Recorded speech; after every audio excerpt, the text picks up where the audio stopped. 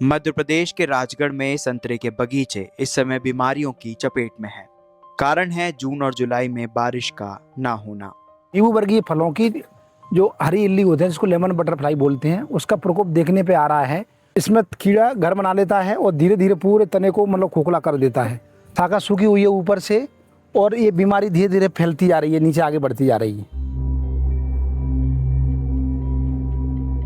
संतरे के बगीचे में पेड़ों पर इल्लियों का प्रकोप साफ दिखाई देता है।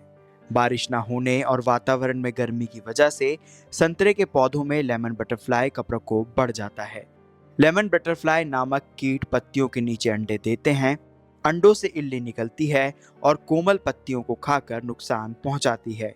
कभी कभी तो पूरे पौधों की पत्तियां खा जाती हैं। इसके अलावा कई बीमारियां पेड़ की शाखाओं और तनों को नष्ट कर देती हैं। ये आपका देख रहे होंगे, ये जो पाउडर से जमा हुआ है, घर बना हुआ है आपका, ये इंडरबेला है, बार्क ईटिंग कैटरपिलर। हमें इसमें कीड़ा घर बना लेता है और धीरे धीरे पूरे तने को खोखला कर देता है। आपको लग रहा है कि ये घर बना रहा है, तो मैंने बोडो पेस्ट की बताया था, तो बोडो पेस्ट साल में 2 बार करना है। साथ ही कुछ छेद हो जाते हैं वहाँ पर, ऐसी छेदों को रोकने के लिए इसमें पेट्रोल या कीटनाशक दवाई जैसे क्लोरोपाइरीफास वो भरना है।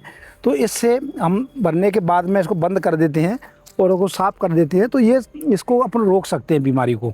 संतरे का एक पौधा 4 साल तक अच्छी देखरेख करने के बाद फल देने के लिए तैयार होता है और 7 साल बाद यह पूरी तरह फलों से लदा होता है। ऐसे में बीमारी से पेड़ का मरना किसान की 7 साल की मेहनत खराब कर देता है। एक पेड़ में लगी बीमारी फैलकर कई बगीचों को तबाह कर सकती है। ये बीमारी वाली शाखा है। ऐसी शाखाएं अगर 2-4 एक पौधे में रहती हैं तो वो बीमारी को और बढ़ाती हैं।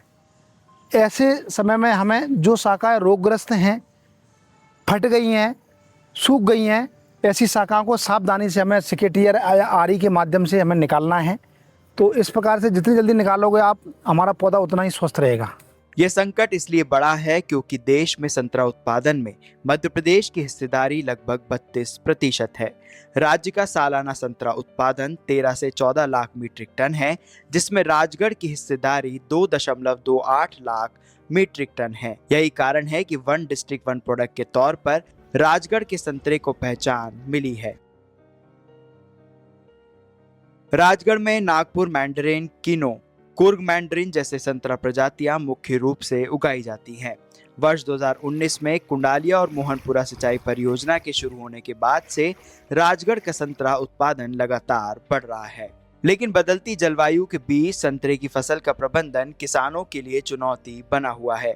विशेषज्ञ सलाह देते हैं कि किसानों को फसल में बीमारियों का सामना सामुदायिक रूप से करना चाहिए। अगर ऊपर बगीचा है, दाएं बाएं भी बगीचा है, सभी किसान भाइयों से सामूहिक रूप से अगर छिड़काव करते हैं कीटनाशक दवाइयों का, जैसे जहाँ तक काली मस्ती की दवा सूटी मोल्ड जिसको बोलते हैं, अगर उसका आप नियंत्रण करेंगे तो आप जो दवाई है आपका, जैसे रस चूसक कीटनाशक दवाई है, जैसे थायोमिथाक्साम है, इमिडाक्लोप्रिड है, इसका अगर छिड़काव करते हैं तो हमारा ये नियंत्रण हो जाएगा। साथ ही उसमें थोड़ी सी मात्रा वाशिंग पाउडर, जिसको कपड़े धोने का जो पाउडर आता है, वो भी उसमें डालें, जिससे आपका जल्दी से आपका जो काला जो आपका लसलसा पदार्थ जमा रहता है पत्तियों पर, वो छूट जाएगा। ऐसे कई तरीके हैं जिससे किसान अपनी फसल कम पैसों में भी बचा सकते हैं। अब प्रोपेनोफास है, इमाबेक्टिन बेंजोएट है, और ज़्यादा में जाओ तो कोरोजोन है। जी कुछ दवाइयाँ ऐसी होती हैं जो हाई डोज की रहती हैं,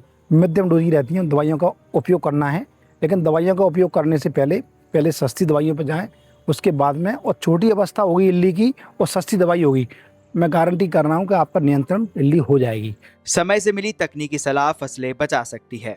कोल्ड स्टोरेज जैसी बुनियादी ढांचे का विकास यहाँ सालाना होने वाले 25 से 30% तक के पोस्ट हार्वेस्ट नुकसान को रोक सकता है। जरूरत है कि समय रहते कदम उठाए जाएं। राजगढ़ से अब्दुल वसीम अंसारी की ग्राउंड रिपोर्ट।